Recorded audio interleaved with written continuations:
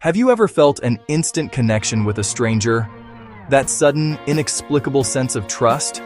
You might call it chemistry, but often it's a silent act of psychological influence. Welcome to the world of the mirror effect. We unconsciously mirror others to build trust and connection. But this power can also be used to manipulate. The mirror effect works just below our awareness.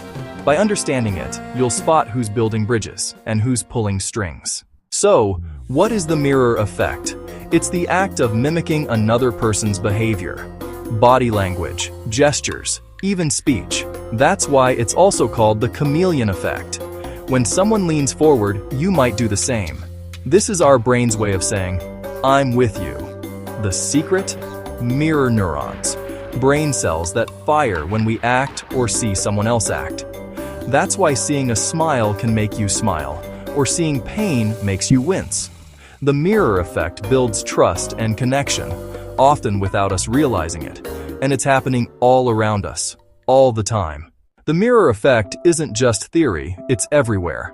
On a first date, two people lean in, laugh and gesture in sync, subconsciously signaling, "I like you." In a job interview, mirroring posture and speech builds instant rapport. In sales, echoing your words and gestures makes you feel heard and builds trust. Among friends, shared mannerisms and laughter show deep connection. The mirror effect is at play everywhere, from boardrooms to coffee shops.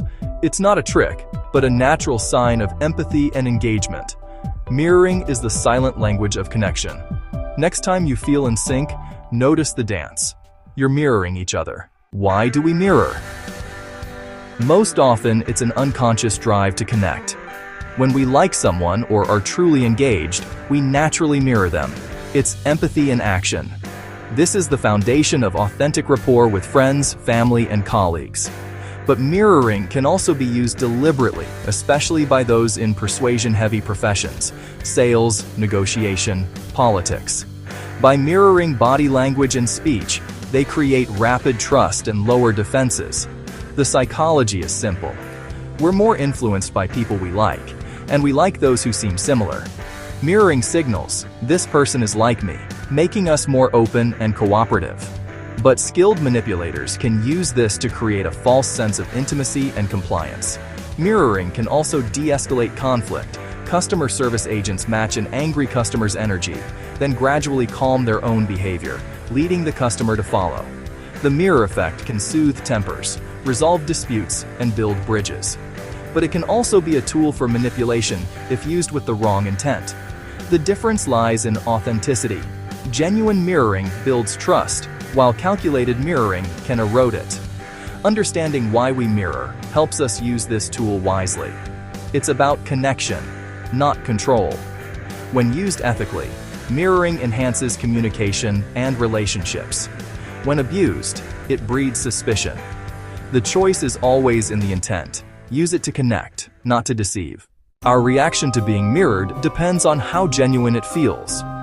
Subtle, natural mirroring makes us feel seen and validated, deepening trust and communication.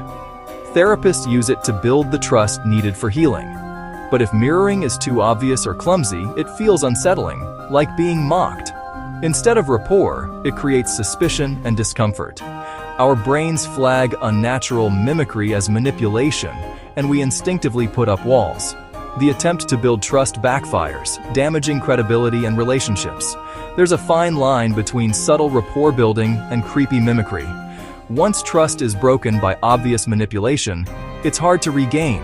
Context matters. A friend's mirroring feels endearing, but a stranger's can trigger alarm. The same action can be interpreted as bonding or as a ploy, depending on intent. Ultimately, our response hinges on whether we sense genuine connection or hidden motives. If we feel mirrored for connection, we lean in. If we sense manipulation, we pull away. Intent is everything. How can you spot the mirror effect? Watch for timing and context. Natural mirroring is subtle and slightly delayed. An echo, not a copy. Manipulative mirroring is often too quick and precise. Test it. Make an unusual gesture and see if it's repeated. Sudden shifts in someone's behavior to match yours can be a red flag. Trust your gut. Our intuition is good at sensing inauthenticity. Don't become paranoid, but stay observant. Awareness is your shield. To use mirroring ethically, focus on genuine intent. Don't manipulate.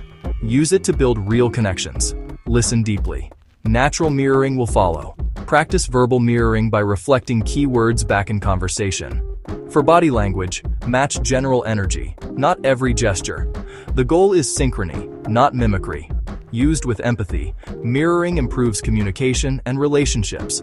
It's a skill for connection, not a trick for control. The mirror effect is woven into every human interaction. It's a tool. Its impact depends on the user's intent. Used with empathy, it builds trust and connection. Used manipulatively, it can deceive and control. In a world full of influence, awareness is your best defense. Recognizing mirroring isn't about cynicism, it's about discernment. Cultivate authenticity. Let mirroring be an extension of real empathy. The most ethical use comes from sincere interest in others. When mirroring is genuine, it's a powerful form of communication. We are all both mirror and reflection, influencing and being influenced. Understanding this dance empowers us to build rapport rooted in respect. Next time you feel a spark of connection, pause and ask, is it real or just a reflection? Your answer changes everything.